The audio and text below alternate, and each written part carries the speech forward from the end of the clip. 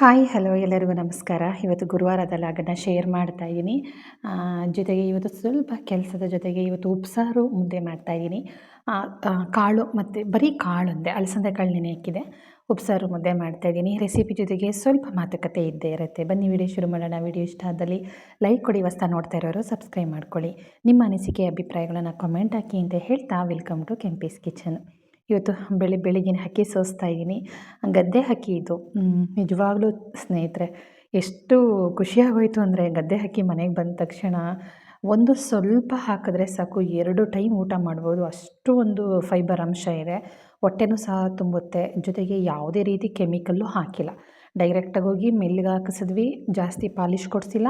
ಡೈರೆಕ್ಟಾಗಿ ಹಾಗೆ ಮನೆ ತೊಗೊಂಡು ಬಂದಿರೋದು. ಇದ್ರ ಗಂಜಿ ಆಗಿರ್ಬೋದು, ಅಕ್ಕಿ ತೊಳೆದ ನೀರಾಗಿರ್ಬೋದು, ಎಲ್ಲವೂ ಸಹ ತುಂಬಾ ಒಳ್ಳೆಯದು ಹೆಲ್ತ್ಗೆ. ನಾವು ತಲೆ ಕೂದಲು ತೊಳೆಯೋದಕ್ಕೆ ಮಾಡೋದಕ್ಕೆಲ್ಲ ತುಂಬಾ ಯೂಸ್ ಮಾಡ್ತೀನಿ ಈ ನೀರನ್ನು ಕೂಡ. ಹೌದು, ಬನ್ನಿ ಅಲಸಂದೆ ಕಾಳು ನೆನೆ ಹಾಕಿದೆ, ಅದನ್ನು ಜಾಲಿಸ್ಬಿಟ್ಟು ನೀಟಾಗಿ ಅದನ್ನು ಬೇಯಿಸ್ಕೊಂಡ್ಬಿಡ್ತೀನಿ. ಉಪ್ಸಾರು ಮಾಡೋ ಅದಕ್ಕೆ ಬೇಯಿಸ್ಕೊಳ್ಳೋಣ ಅಂತ ಬಸ್ಸಾರು ಮಾಡಬೇಕು ಅಂದ್ಕೊಂಡಿದ್ದೆ. ಸ್ವಲ್ಪ ಈ ಒಂದು ಚುಮು ಚುಮು ಚಳಿಗೆ ಉಪ್ಸಾರಾದರೆ ಚೆನ್ನಾಗಿರುತ್ತೆ ಅಂತಂದ್ಬಿಟ್ಟು ಉಪ್ಸಾರನ್ನ ರೆಡಿ ಮಾಡ್ತಾಯಿದ್ದೀನಿ. ಉಪ್ಸಾರು ಮಾಡೋದಕ್ಕೆ ಒಬ್ಬೊಬ್ಬರು ಕಡೆ ಒಂದೊಂದು ರೀತಿಯಾಗಿ ಮಾಡ್ತಾರೆ. ಕೆಲವರು ಇದೇ ಉಪ್ಸಾರನ್ನು ಬಸ್ಸಾರು ಅಂತಲೂ ಹೇಳ್ತಾರೆ. ಬಟ್ ನಮ್ಮ ಮೈಸೂರು ಕಡೆ ಹಾಗಲ್ಲ. ಉಪ್ಸಾರನ್ನ ನೀರು ಥರ ಇರುತ್ತೆ, ಅದಕ್ಕೆ ಚಟ್ನಿ ರುಬ್ಕೊಂಡು ಅದನ್ನು ಕಲಿಸ್ಕೊಂಡು ತುಪ್ಪ ಹಾಕ್ಕೊಂಡು ಒಂಚೂರು ನಿಂಬೆಹಣ್ಣು ಹಿಂಡ್ಕೊಂಡು ಊಟ ಮಾಡಿದ್ರೆ ಸಖತ್ತಾಗಿರುತ್ತೆ. ಈಗ ಅನ್ನ ಮಾಡೋದಕ್ಕೆ ಅಂತ ಪಾತ್ರೆನಲ್ಲಿ ಇಟ್ಟಿದ್ದೀನಿ. ಅನ್ನನ ಲೆಕ್ಕಾಚಾರವಾಗಿ ಗದ್ದೆ ಅಕ್ಕಿಯನ್ನು ಬಸಿಬಾರ್ದು. ಯಾಕೆಂದರೆ ನಮ್ಮ ಕಣ್ಣಿಂದನೇ ನೋಡಿ ನಾವೇ ಬೆಳೆದಿರೋ ಭತ್ತ ಅಲ್ವಾ, ಯಾವುದೇ ರೀತಿ ಕೆಮಿಕಲ್ ಇಲ್ಲ. ಲೆಕ್ಕಾಚಾರವಾಗಿ ಕುಕ್ಕರಲ್ಲೇ ಮಾಡಿದ್ರೆ ಒಳ್ಳೆಯದು. ಬಟ್ ಬೇಡ, ನೋಡೋಣ ಇವತ್ತು ಸ್ವಲ್ಪ ಅಗಗಳಾಗಿ ಮಾಡೋಣ ಅಂತ. ಯಾಕೆಂದರೆ ಚಿತ್ರಾನ್ನ ಬೇರೆ ಮಾಡಿಕೊಡ್ಬೇಕು ಮಾವನಿಗೆ, ಊರಿಗೆ ಹೋಗ್ತಾ ಇದ್ದಾರೆ, ಅದಕ್ಕೋಸ್ಕರ. ಬನ್ನಿ ಸ್ನೇಹಿತರೆ, ಇವತ್ತು ಪಾತ್ರೆ ತೊಳಿತಾ ಇದ್ದೀನಿ. ಪಾತ್ರೆ ತೊಳೆಯೋದಕ್ಕೂ ಮುಂಚೆ ಫಸ್ಟ್ ನೀಟಾಗಿ ಎಲ್ಲನೂ ಪಾತ್ರೆಗಳನ್ನೆಲ್ಲ ತೊಳ್ಕೊಂಬಿಟ್ಟು ಎತ್ತಿಟ್ಕೊಂಡು ಆಮೇಲೆ ಪಾತ್ರೆ ತೊಳೆಯೋದ್ರಿಂದ ನೀರು ಜಾಸ್ತಿ ಖರ್ಚಾಗೋದಿಲ್ಲ.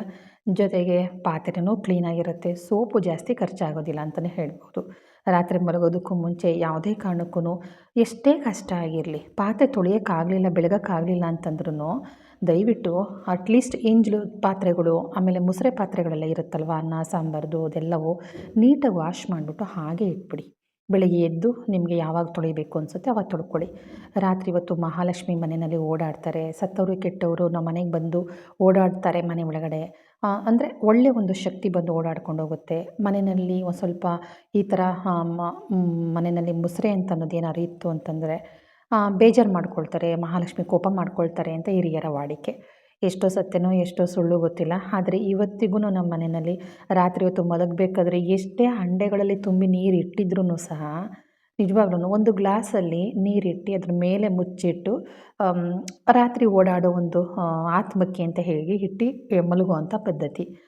ನಾನು ಅಂದ್ಕೊಳ್ತೀನಿ ಎಷ್ಟೋ ಸಲ ಯಾಕೆ ಇದಿಡಬೇಕು ಅಂತ. ಆದರೆ ಅವ್ವ ಹೇಳೋದು ಒಂದೇ, ಇದು ಹಿರೀಕರು ಮನೆಗೆ ಬಂದೇ ಬರ್ತಾರೆ, ಅವ್ರು ಎಲ್ಲಿದ್ರೂ ಹಿರಿ ಜೀವ ಹುಡಿಕೊಂಡು ಬರುತ್ತೆ ಅಂತನೋರು. ಸರಿ, ಅವ್ರು ಹೇಳೋ ಕೆಲವೊಂದು ಟಿಪ್ಪುಗಳನ್ನ ಫಾಲೋ ಮಾಡ್ತಾ ಇರ್ತೀನಿ. ಜೊತೆಗೆ ಹೇಳ್ತಾ ಇರ್ತಾರೆ, ಒಂದು ಜಿರಳೆ ಬರೋದಿಲ್ಲ ಮಹಾಲಕ್ಷ್ಮಿ ಅಂತ ಅನ್ನೋ ಜೊತೆಗೆ ಜಿರಳೆ ಬರೋದಿಲ್ಲ. ರಾತ್ರಿ ಹೊತ್ತು ನೀಟಾಗಿ ಪಾತ್ರೆ ತೊಳೆದು ಮಲಗಿ ಸಿಂಕ್ ತೊಳೆದು ಮಲ್ಕೊಂಡ್ರೆ ಗುಂಗುರು ಅಂತ ಇರುತ್ತೆ ಗೊತ್ತಾ, ಸೊಳ್ಳೆ ಥರ ಇರುತ್ತೆ. ಅದು ಸೊಳ್ಳೆ ಅಲ್ಲ, ಸೊಳ್ಳೆಗಿಂತನೂ ಸಣ್ಣ. ಅದು ಸಾಮಾನ್ಯವಾಗಿ ತರಕಾರಿ ಹೆಚ್ಚಿಟ್ಟಿರ್ತೀವಲ್ಲ ಅಂಥ ತರಕಾರಿಗಳು ಇರೋ ಜಾಗದಲ್ಲಿ, ಡಸ್ಟ್ಬಿನ್ ಇರೋವಂಥ ಜಾಗದಲ್ಲಿ ಇರುತ್ತೆ, ಅಂಥವು ಬರೋದಿಲ್ಲ. ಜೊತೆಗೆ ಸಣ್ಣ ಸಣ್ಣ ಇರುವೆಗಳು ಬರುತ್ತೆ, ಆ ಥರದ್ದು ಬರೋದಿಲ್ಲ. ಮೇಯ್ನಾಗಿ ಜಿರಳೆ ಕಾಟದಿಂದ ತಪ್ಪಿಸ್ಕೋಬೇಕು ಅಂದರೆ ದಯವಿಟ್ಟು ಮನೆಯೊಳಗಡೆ ಡಸ್ಟ್ಬಿನ್ನನ್ನು ಇಟ್ಕೊಡ್ಬೇಡಿ, ಸಿಂಕನ್ನು ಕ್ಲೀನಾಗಿ ಇಟ್ಕೊಳ್ಳಿ. ಯಾವಾಗಲೇ ಆದ್ರೂ ಅಷ್ಟೇ, ಅಲ್ಲಿ ಪಾತ್ರೆ ತೊಳಿತಾ ಇದೆಯಾ, ತೊಳೆದಾದ ತಕ್ಷಣ ಕ್ಲೀನ್ ಮಾಡ್ಕೊಳ್ಳೋದು ಕಲ್ತ್ಕೊಳ್ಳಿ. ಆ ಕಡೆ ಪಾತ್ರೆ ತೊಳಿತಾ ಇದೆ, ಈ ಕಡೆ ಅನ್ನನೂ ರೆಡಿ ಆಗ್ತಾಯಿದೆ, ಆ ಕಡೆ ಕುಕ್ಕರು ಸಹ ವಿಷಲ್ ಆಯಿತು.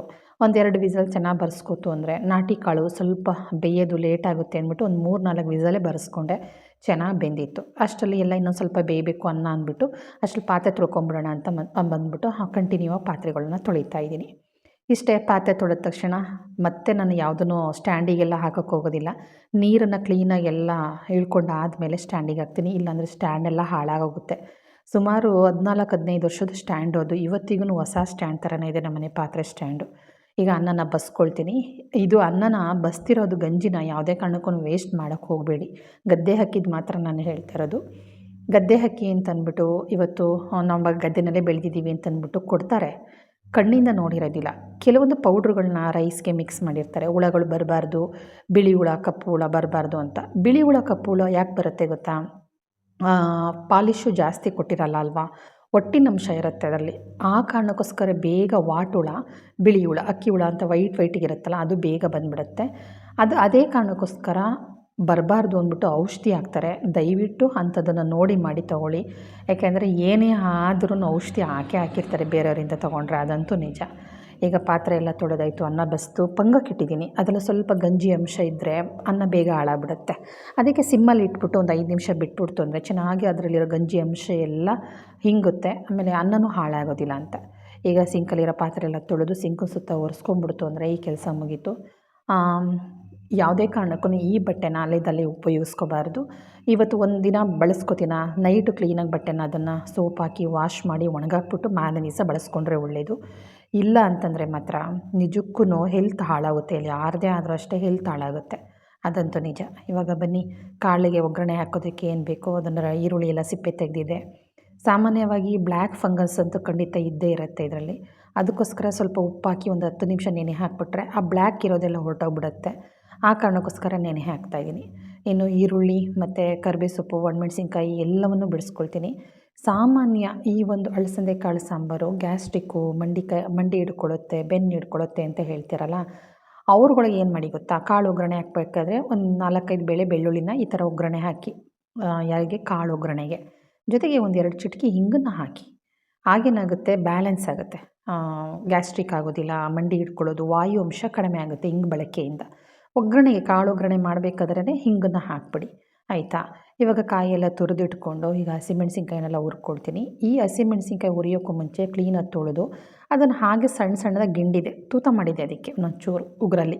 ಏಕೆಂದರೆ ಇಲ್ಲಾಂದರೆ ಅದನ್ನು ಎಣ್ಣೆಗೆ ಕುರಿತಾ ಇದ್ರೇ ಬಡ್ ಅಂತ ಮುಖಕ್ಕೆ ಸಿಡಿಯುತ್ತೆ. ಆ ಕಾರಣಕ್ಕೋಸ್ಕರ ಕಾಳೆಲ್ಲ ಚೆನ್ನಾಗಿ ಒಳ್ಳೆ ತಂಬಿಟ್ಟಿದ್ದಂಗಿದೆ ಕಾಳು, ಚೆನ್ನಾಗಿ ಬೆಂದಿದೆ. ಎಲ್ಲನೂ ಬಸ್ಕೊಂಡು ಈ ಕಡೆ ಇದು ಸಹ ಹಸಿಮೆಣ್ಸಿನ್ಕಾಯಿನೂ ಸಹ ಚೆನ್ನಾಗಿ ಹುರ್ಕೊಂಡಿದ್ದೀನಿ.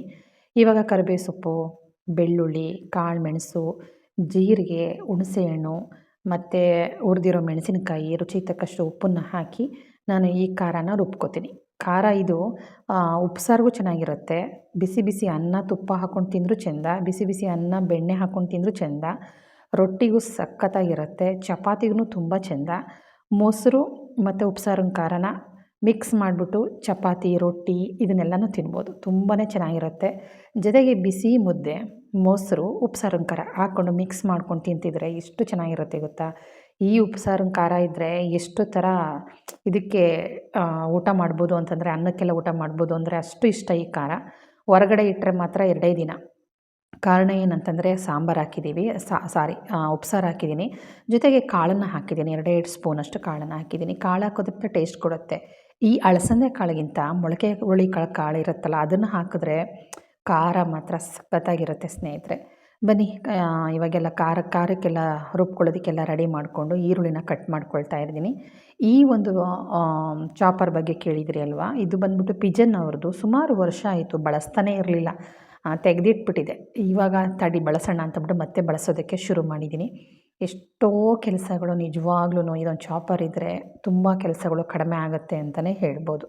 ಈ ಚಾಪರ್ ಒಂದಿದ್ದರೆ ಸಾಕು, ಬೇಗ ಕೆಲಸಗಳನ್ನು ಮಾಡ್ಕೋಬೋದು, ಅಷ್ಟೇ ನಾನು ಹೇಳೋದು.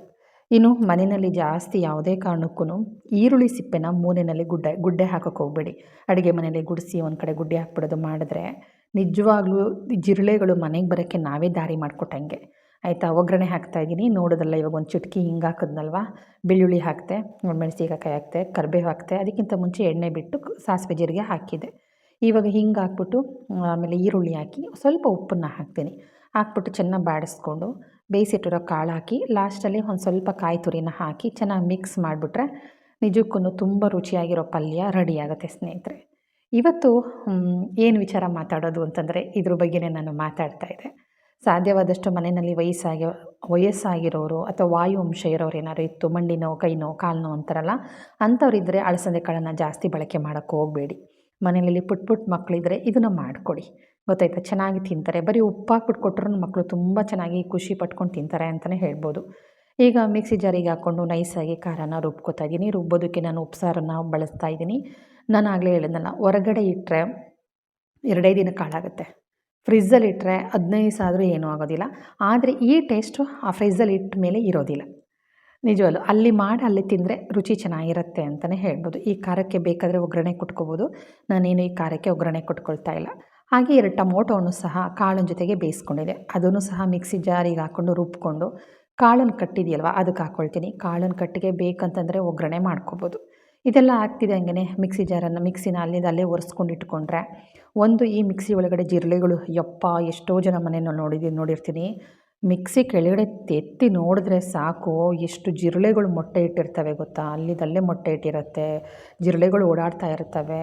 ಜೊತೆಗೆ ತಳದಲ್ಲಿ ನಾವೇನೇ ರುಬ್ಬಿದ್ರೂ ಸಹ ತಳದಲ್ಲಿ ಅಂಟ್ಕೊಂಡಿರುತ್ತೆ. ಆ ಥರ ಖಂಡಿತ ಮಾಡ್ಕೊಳಕ್ಕೆ ಹೋಗಬೇಡಿ. ನಿಜವಾಗ್ಲೂ ಮನೆಯಲ್ಲಿ ಜಿರಳೆ ಇದ್ದರೆ ಸಿಕ್ಕಾಪಟ್ಟೆ ಕೊಳಕ್ತನ ಜಾಸ್ತಿ ಆಗುತ್ತೆ ಅಂತಲೇ ಹೇಳ್ಬೋದು.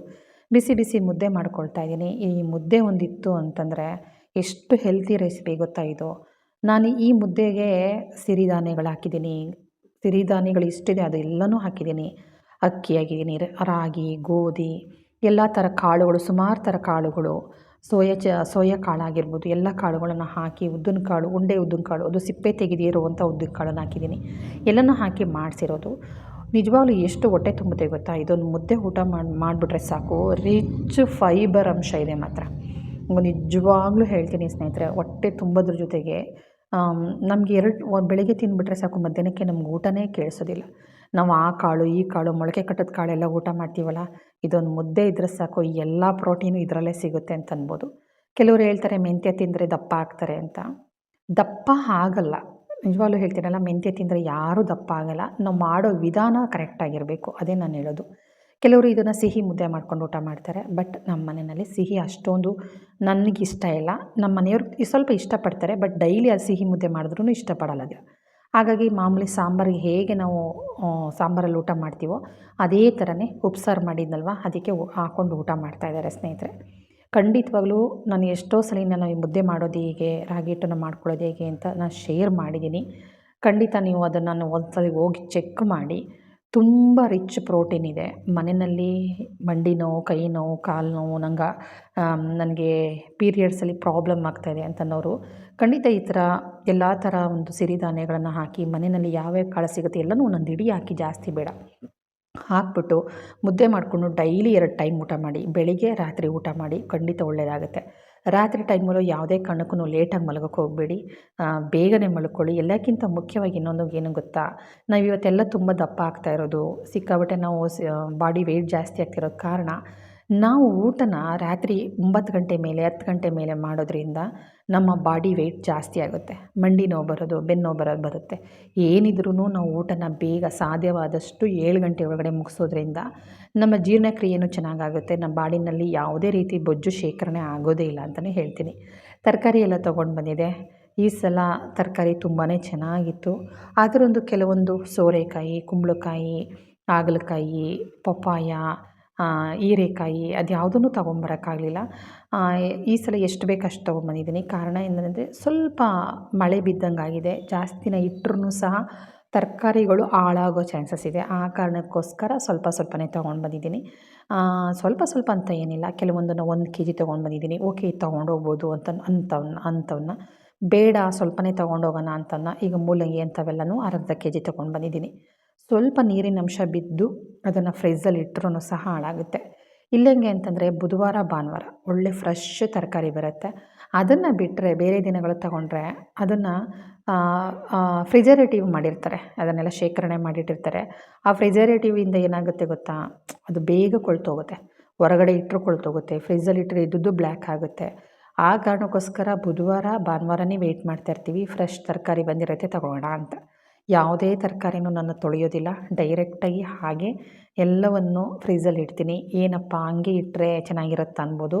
ಬಟ್ ಒಂದೊಂದು ಊರಲ್ಲಿ ಒಂದೊಂದು ಥರ ವಾತಾವರಣ ಇರುತ್ತೆ. ಈ ಮೈಸೂರು, ಬೆಂಗಳೂರಲ್ಲಾದರೆ ನೀಟಾಗಿ ಅದನ್ನು ಒರೆಸ್ಬಿಟ್ಟು ತೊಳೆದ್ಬಿಟ್ಟು ಕ್ಲೀನಾಗಿ ಹಾರಾಕ್ಬಿಟ್ಟು ಇಡ್ಬೋದು. ಆದರೆ ನಮ್ಮ ಚಿಕ್ಕಮಂಗ್ಳೂರಲ್ಲಿ ಯಾವಾಗಲೂ ಮೋಡ ಕವಿದ ವಾತಾವರಣ, ಬಿಸಿಲು ನೋಡೋದೇ ನಾವು ಕಷ್ಟ. ನಾವಿಲ್ಲಿ ತೊಳೆದ್ಬಿಟ್ಟು ಫ್ರಿಜ್ಜಲ್ಲಿ ಇಟ್ಟರೆ ಮಾತ್ರ ಎಲ್ಲ ಹಾಳಾಗ್ಬಿಡುತ್ತೆ. ಇನ್ನು ನೋಡ್ತಾ ಇದ್ದೀರಾ ಎಷ್ಟು ಮಣ್ಣಿದೆ ಸೊಪ್ಪಿನಲ್ಲಿ ಅಂದರೆ ಸಿಕ್ಕಾಪಟ್ಟೆ ಮಣ್ಣಿದೆ. ಅಲ್ಲೇ ಕಿತ್ತು ಅಲ್ಲೇ ತಂದಿದ್ದಾರೆ. ಸ್ವಲ್ಪ ಹನಿ ಬೀಳ್ತಾ ಇತ್ತಲ್ವ, ತೊಳೆಯೋಕ್ಕಾಗಿಲ್ಲ ಅನಿಸುತ್ತೆ ಮೋಸ್ಟ್ಲಿ. ಹಂಗಾಗಿ ನಾನು ಸೊಪ್ಪೆಲ್ಲ ಕ್ಲೀನಾಗಿ ಎಲ್ಲನೂ ಕಟ್ ಮಾಡಿ ಎಲ್ಲನೂ ಜೋಡಿಸ್ಕೊಂಡ್ಬಿಡ್ತೀನಿ.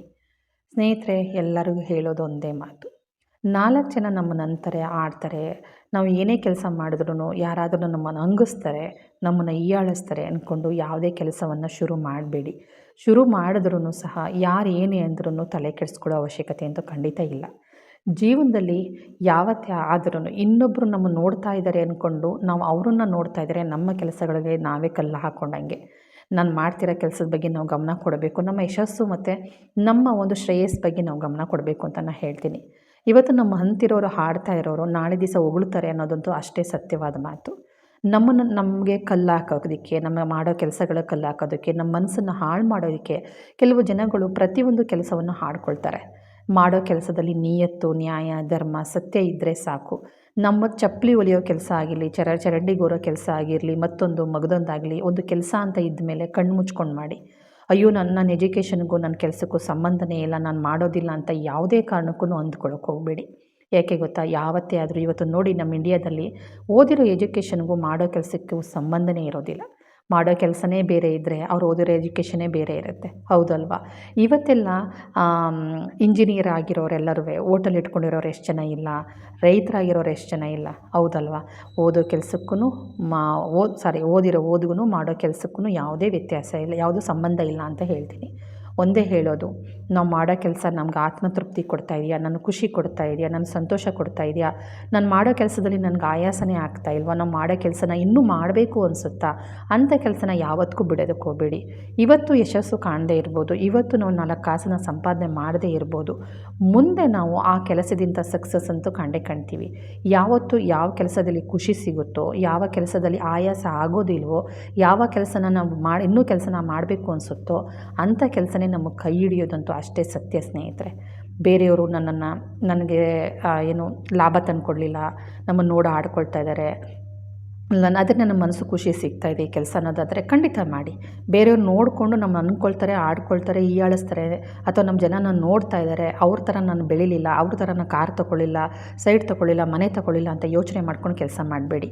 ಇವತ್ತು ನಮ್ಮ ಕೆಲಸ ನಾವು ಇಷ್ಟಪಟ್ಟು ನಾವು ಮಾಡೋದೇ ಆದರೆ, ಕಷ್ಟಪಟ್ಟಲ್ಲ ಇಷ್ಟಪಟ್ಟು ಮಾಡೋದೇ ಆದರೆ, ಮುಂದೆ ಅದಕ್ಕೆ ಅವ್ರು ಏನು ಜನಗಳು ನಿರೀಕ್ಷೆ ಇಟ್ಕೊಂಡಿದ್ರು ಅದಕ್ಕೆ 4 ಪಟ್ಟಷ್ಟು ನಾವು ಸಂಪಾದನೆ ಮಾಡಿ ಜೀವನದಲ್ಲಿ ಮುಂದೆ ಬರಬಹುದು ಅಂತ ನಾನು ಹೇಳ್ತೀನಿ. ಏನು ಅನ್ನಿಸ್ತು ಇವತ್ತಿನ ವಿಡಿಯೋ ಖಂಡಿತ ನನಗೆ ಹೇಳಿ. ನಿಮ್ಮ ಈ ವಿಡಿಯೋ ಇಷ್ಟ ಆದರೆ ಒಂದು ಲೈಕ್ ಕೊಡೋದನ್ನು ಮರಿಬೇಡಿ. ಹೊಸ್ದಾಗಿ ನೋಡ್ತಾ ಇರೋರು ಸಬ್ಸ್ಕ್ರೈಬ್ ಮಾಡ್ಕೊಳ್ಳಿ. ನಿಮ್ಮ ಅನಿಸಿಕೆ ಅಭಿಪ್ರಾಯಗಳನ್ನು ಕಾಮೆಂಟ್ ಹಾಕಿ. ಊರಿಂದ ನಂಜನಗೂಡಿಂದ ಈ ಒಂದು ಖಾರ ತೊಗೊಂಡು ಬಂದಿದೆ, ಖಾರ ಸೇಬು ಅಂತ ಹೇಳ್ತೀವಿ. ನಿಜಕ್ಕೂ ಇದು ಎಲ್ಲೂ ಸಿಗಲ್ಲ. ಮೈಸೂರಲ್ಲೂ ಸಿಗಲ್ಲ, ಬೆಂಗಳೂರಲ್ಲೂ ಸಿಗಲ್ಲ, ಚಿಕ್ಕಮಂಗ್ಳೂರಲ್ಲೂ ಸಿಗಲ್ಲ, ನೀವು ಯಾವ ಊರಿಗೆ ಹೋದರೂ ಸಿಗಲ್ಲ. ನಮ್ಮ ನಂಜನಗೂಡಲ್ಲೂ ಅದರಲ್ಲಿ ರಾಷ್ಟ್ರಪತಿ ರೋಡ್ ಅಂತ ಬರುತ್ತೆ, ಅಲ್ಲಿ ಮಾತ್ರ ಈ ಒಂದು ಖಾರನ ಮಾಡೋದು.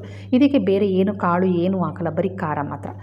ಬೇರೆ ಇದರ ಕಡಲೆಕಾಯಿ ಬೀಜ ಅವೆಲ್ಲ ಹಾಕೋದಿಲ್ಲ. ಅದನ್ನು ತರಿಸಿದ್ದೀನಿ ಹಾಸನಿಂದ. ಈ ಬಿಸ್ಕೆಟ್ನ ನನ್ನ ಮಗನ ಕೈಲಿ ತರಿಸ್ದೆ. ನನಗೆ ಖಾರ ಬಿಸ್ಕೆಟ್ ಅಂದರೆ ತುಂಬ ಇಷ್ಟ, ಆದರೆ ಮನೆಯವರಂತೂ ಸಿಕ್ಕಾಬಟ್ಟೆ ಬೈತಾರೆ, ಇದು ನೋಡಿಬಿಟ್ರೆ ಮಾತ್ರ ಬೈತಾರೆ.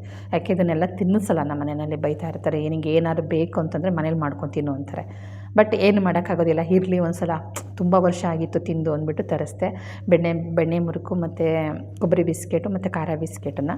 ಊರಿಂದ ಮಾತ್ರ ಇದನ್ನು ಯಾವ ಥರ ಅಂತಂದರೆ ಬೆಣ್ಣೆ ಮತ್ತು ಅಜ್ವೈನು, ಉಪ್ಪು, ಮನೇಲೇ ಮಾಡಿಸಿರೋಂತಹ ಕಡಲೆಬೇಳೆ ಹಿಟ್ಟಿಂದ ಮಾಡಿರೋ ಒಂದು ಖಾರ ಸೇಬು.